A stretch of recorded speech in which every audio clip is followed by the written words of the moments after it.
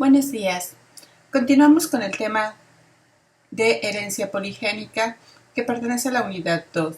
Vamos a hablar ahora de cómo se calcula la heredabilidad de las características multigénicas. Como habíamos revisado en la presentación anterior, las clases fenotípicas que tienen un carácter pueden no presentarse de manera discreta, es decir, que podamos identificar cada una de estas clases fenotípicas dado el número de alelos y genes que les estén codificando, porque el ambiente influye sobre ellas y hace que muchas de estas características se presenten como si fueran continuas. Uno de los problemas entonces que tenemos que resolver cuando hablamos de herencia poligénica es que tanto el ambiente influye sobre la expresión de la característica y qué tanto contribuyen los factores genéticos. Para hacer este tipo de análisis, y dado que el número de genes que estén involucrados puede ser 2 o mayores, requerimos tener muestras muy grandes de individuos para poder desentrañar estos dos factores y su contribución a la expresión de los fenotipos. En este caso tendríamos que hacer estudios poblacionales. Sabemos que muchos de los caracteres cuantitativos y merísticos tienen una distribución que se aproxima a una distribución normal. Estas curvas que se ven con forma de campana y que tienen ciertas características que vamos a analizar. 1. Las distribuciones normales pueden ser descritas con dos cantidades. La primera es la media y la segunda es la varianza. La media o promedio es una medida de tendencia central que nos dice en dónde está el pico de las observaciones que tenemos, es decir, el valor en el cual se observan la mayor parte de las observaciones. Y esta se puede obtener con la fórmula que vemos en la diapositiva en la parte de abajo. El promedio es igual a la sumatoria de todos y cada uno de los valores que observemos desde el individuo 1 hasta el total de individuos n que se hayan muestrado dividido entre el número de individuos, esta n.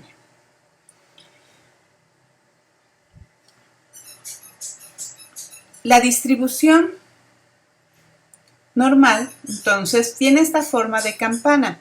El promedio es el valor, como habíamos comentado, en el cual se observan la mayor parte de las observaciones. Y en este caso es el valor que está en esta parte media de nuestra distribución.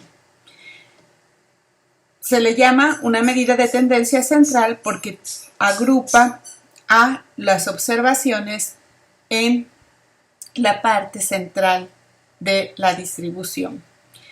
La otra medida que caracteriza a una distribución normal es la desviación estándar.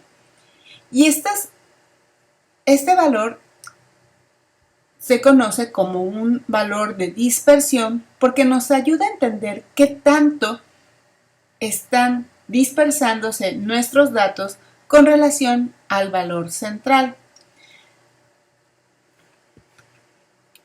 Para estimar la desviación estándar, requerimos estimar primero la varianza, que es también una medida de dispersión central de la distribución normal y se estima en términos de la desviación cuadrada, la diferencia de cada una de las observaciones menos el promedio elevados al cuadrado,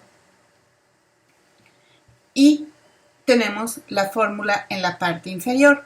S cuadrada es la varianza y, como habíamos comentado, las diferencias al cuadrado se suman para cada una de las observaciones hasta el total de las observaciones y se divide entre el total de observaciones menos un valor.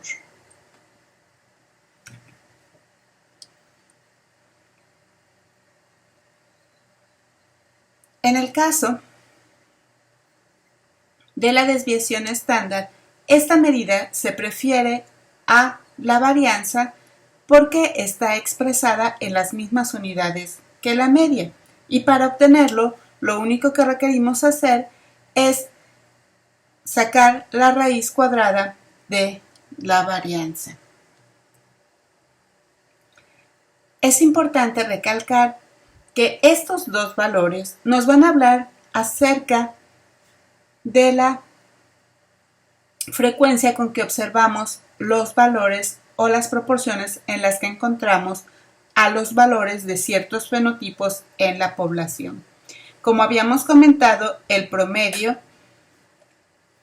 es el valor fenotípico que observamos con mayor frecuencia, pero el 68% de los datos aproximadamente se va a encontrar en un valor menos, todo esto que se ve hacia la izquierda entre la línea con rayas y la línea punteada, y un valor más de la desviación estándar.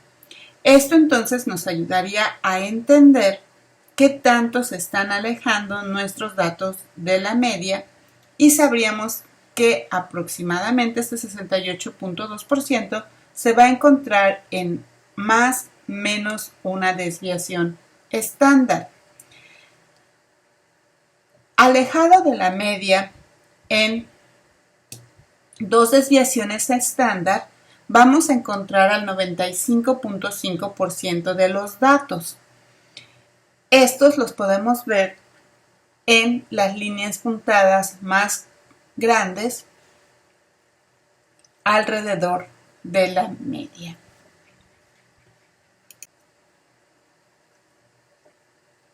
En una distribución normal, sabemos que aproximadamente el 68% de los individuos van a tener un fenotipo dentro de la primera desviación estándar de la media, y aproximadamente el 95% de los individuos van a tener el fenotipo dentro de las primeras dos desviaciones estándar de la media.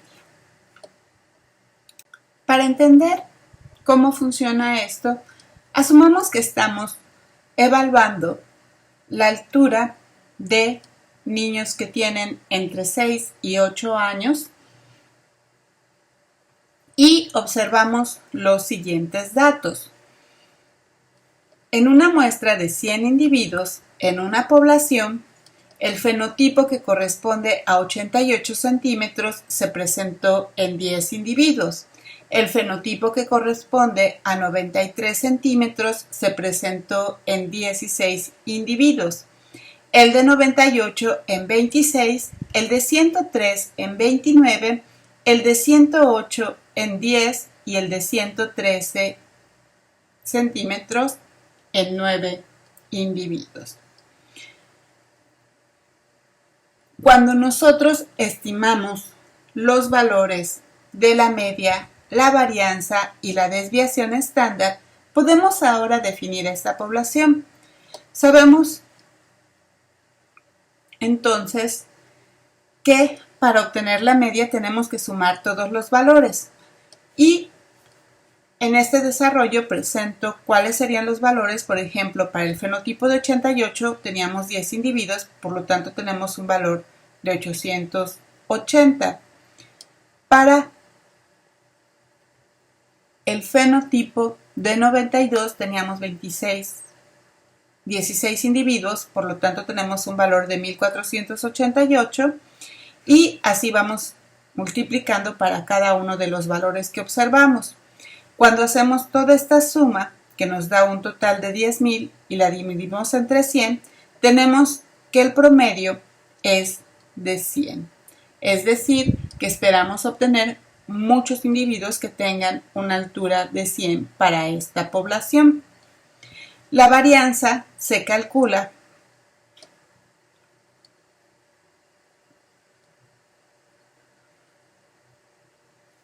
por medio de las diferencias. En este caso, las diferencias cuadráticas. En este caso, lo que se hizo fue restar el valor de la observación para el primer valor, que era 88, menos 100. Este valor nos da 12, que elevado al cuadrado es 144, y lo multiplicamos por 10. Para el siguiente valor, que es de 93, restamos el valor de 100, lo elevamos al cuadrado, 7 al cuadrado nos da 49, y lo multiplicamos por los 16 individuos. Y así vamos haciendo por cada uno de los valores hasta que tenemos los totales de nuestros productos, los sumamos y los dividimos entre 100. La varianza nos da entonces un valor de 46.5. Si queremos estimar la desviación estándar, habrá que recordar que podemos sacar la raíz cuadrada de nuestra varianza y tendríamos entonces que este es de 6.81 o aproximadamente 7. Si nosotros queremos hacer predicciones sobre la población, podríamos preguntarnos, por ejemplo, qué proporción de individuos en esta población podrán tener un fenotipo que vaya entre los valores de 93 a 107 centímetros, o qué proporción de individuos podrían tener un fenotipo mayor a 114. Para resolver estos problemas podemos usar nuestras estimaciones del promedio y la desviación estándar. Si nosotros queremos resolver rápidamente estas preguntas, usemos el valor de la desviación estándar redondeado al número entero más próximo, que era 7. Y como el rango de valores de 93 a 107 es igual al promedio más menos un valor de la desviación estándar, podríamos decir que del total de individuos, 68.2% de individuos van a presentar valores entre 93 centímetros a 107. De hecho, si hacemos nuestras estimaciones usando tablas de probabilidades asociadas a la distribución normal, con el valor exacto de la desviación estándar de 6.81, encontraríamos que 66.7% de la población presentaría este valor. Para contestar la pregunta ¿qué proporción de individuos tendrán en un fenotipo mayor a 114? Lo que podemos hacer es obtener la diferencia entre el valor de la media, que es 100, y 114. El resultado es 14, y como asumimos que la desviación estándar es igual a 7, entonces los valores mayores a 114 deben de estar por arriba del valor de la media más menos 2 desviaciones estándar. Como el 95% de los datos se van a encontrar entre este rango del valor de la media más menos 2 desviaciones estándar, cualquier valor arriba de 114 se presentará en aproximadamente 4.5% de la población, es decir, 4 individuos de cada 100 presentarían este valor. Cuando hablamos de que estas estimaciones se hacían con niños para ver su altura entre los 6 y 8 años, estos valores pueden tener importancia médica, pero asumamos que estos valores estaban relacionados con el peso de una fruta que produce cierto árbol, por ejemplo, el mango ataulfo. Cualquier productor querría saber cuándo puede encontrar valores o en qué proporción va a encontrar frutos que sean muy grandes, y esto le podría permitir pedir empaques que sean adecuados al tamaño si lo que quiere es exportar sus frutos. Por ejemplo, si asumimos que estos son los pesos, por ejemplo, de huevos de pato, podríamos lo mismo encargar paquetes o cestas que permitan hacer el transporte de estos. Entonces, las implicaciones de conocer qué tanto porcentaje de individuos esperamos obtener con los valores tienen consecuencias prácticas en el manejo de los recursos.